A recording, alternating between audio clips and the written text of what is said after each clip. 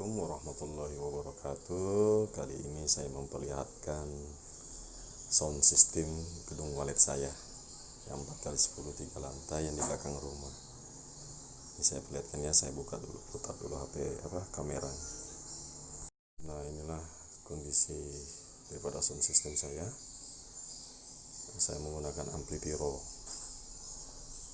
Semua ampli sudah pernah saya coba, pakai ampli Audac, pakai ampli Pyro awal-awal, terus ampli LAD, sudah saya coba semua.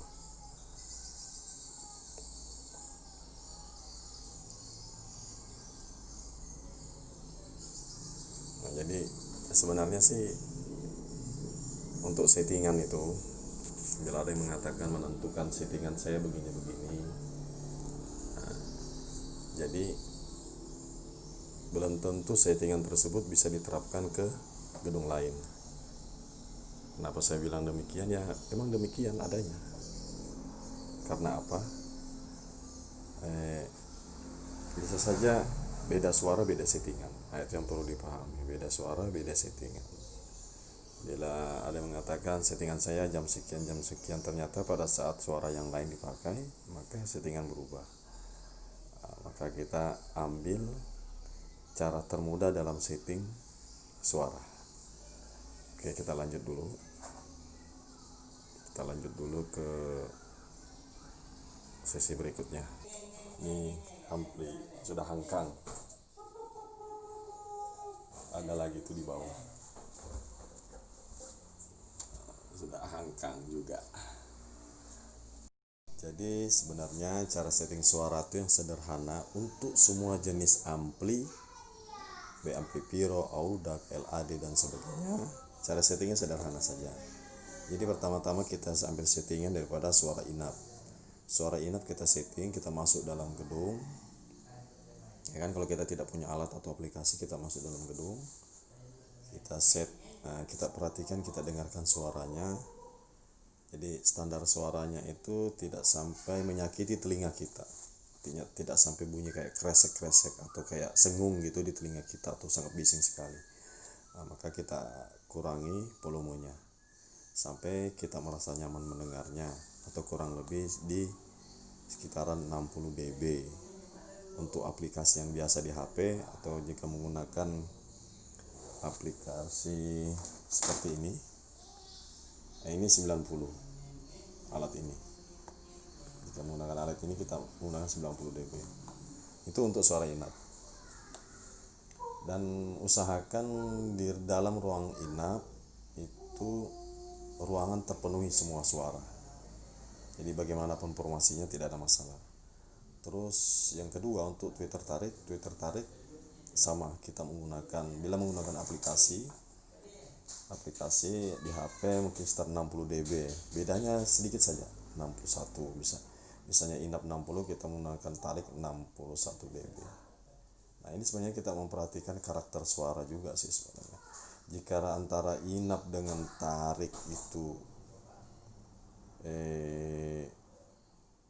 ada perbedaan suara, maksudnya yang ada di tarik itu tidak terdapat di suara inap, suara backgroundnya atau apa, maka suara dibesarkan sedikit tariknya.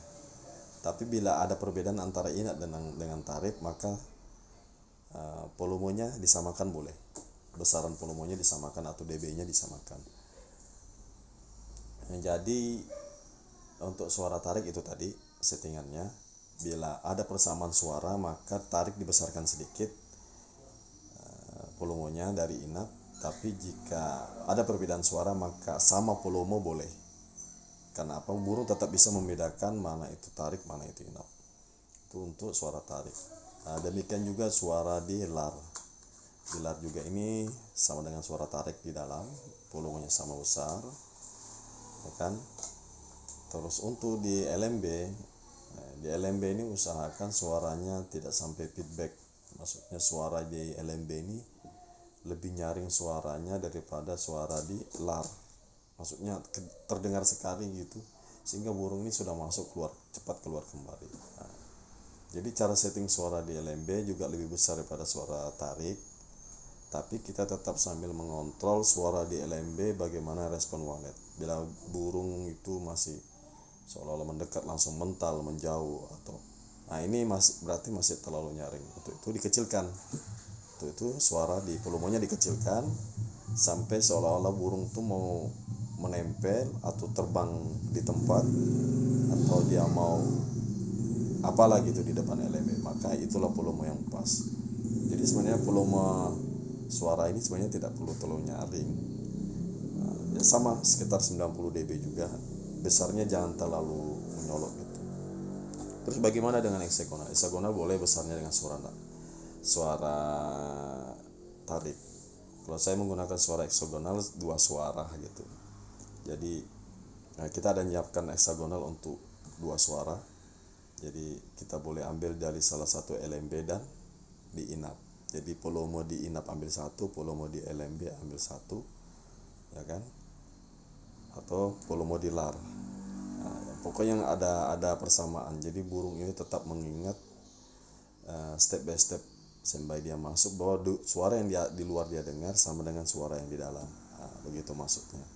Salah apa yang saya sampaikan. Jadi intinya ini adalah teknik atau cara menyeting suara untuk semua jenis tweeter, jenis ampli.